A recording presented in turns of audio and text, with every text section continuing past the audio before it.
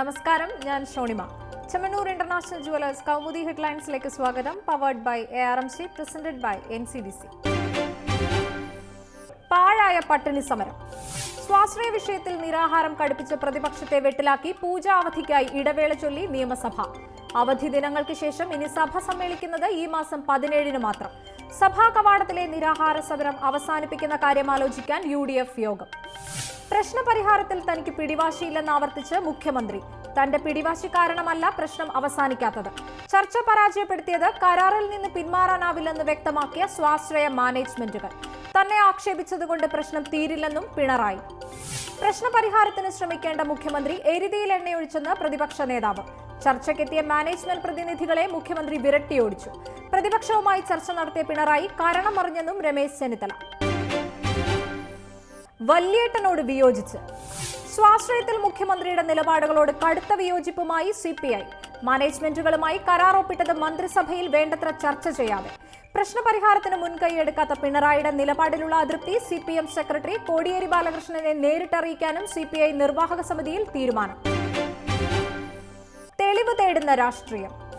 പാക് അധീന കശ്മീരിൽ ഇന്ത്യ നടത്തിയ സൈനിക നടപടിക്ക് കേന്ദ്രം തെളിവ് ഹാജരാക്കണമെന്ന ആവശ്യവുമായി കോൺഗ്രസും ആം ആദ്മിയും.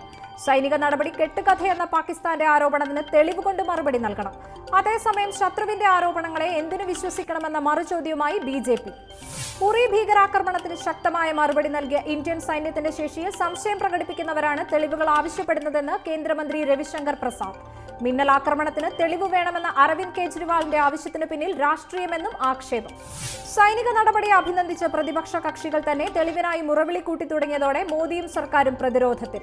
മിന്നലാക്രമണം കേന്ദ്ര സർക്കാരിന്റെ വ്യാജ പ്രചരണം എന്ന കോൺഗ്രസ് ആരോപണങ്ങൾക്ക് മൂർച്ചയുള്ള മറുപടിക്കൊരുങ്ങി മോദിയും BJP. അറിയേണ്ടുന്ന ആരോഗ്യം. ജയലളിതയുടെ ആരോഗ്യനിലയിൽ തുടരുന്ന ദുരൂഹത നീക്കാൻ തമിഴ്നാട് സർക്കാർ. തലവിയുടെ രോഗവിവരം സംബന്ധിച്ച് സർക്കാർ ഇന്ന് ചെന്നൈ ഹൈക്കോടതിയിൽ വിശദീകരണം നൽകും. നടപടി ജയയുടെ ആരോഗ്യസ്ഥിതി അറിയിച്ച് റിപ്പോർട്ട് നൽകാനുള്ള കോടതി നിർദ്ദേശത്തെ തുടർന്ന്. അതേസമയം മുഖ്യമന്ത്രിയുടെ ആരോഗ്യനിലയിൽ പുരോഗതിയുണ്ടെന്ന് ഇന്നലെ വൈകിയും ആശുപത്രി അധികൃതരുടെ വിശദീകരണം. ജയയുടെ ചികിത്സ കുറച്ചു ദിവസം കൂടി തുടരും.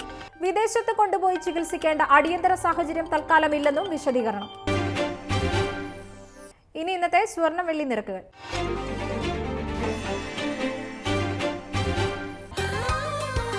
തരകൻസ് റോയൽ ജ്വല്ലറി കുന്നംകുളം സ്വർണം വെള്ളി നിരക്കുകൾ നിങ്ങൾക്കായി അവതരിപ്പിക്കുന്നത് പറഞ്ഞു ചെല്ലുന്നതിനേക്കാൾ നല്ലത് അറിഞ്ഞു ചെല്ലുന്നതാണ്. Tharakans royal jewellery Kunnamkulam, Abu Shagara, Sharjah. സ്വർണം ഗ്രാമിന് 2820 രൂപ, പവൻ 22,560 രൂപ, വെള്ളി ഗ്രാമിന് 51 രൂപ.